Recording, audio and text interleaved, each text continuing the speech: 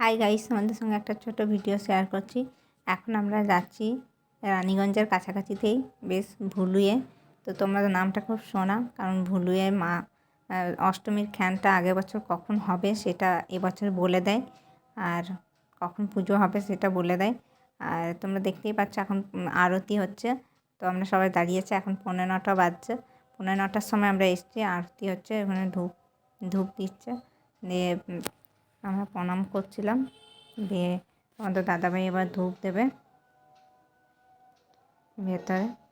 আর মাকে দেখো কি সুন্দর লাগছে দেখতে। কালকে অষ্টমী ছিল, আজকে আমরা নবমীর দিন এসেছি। কালকে প্রচণ্ড ভিড় ছিল, আর অষ্টমীর খানে এত ভিড় থাকে বলার নেই।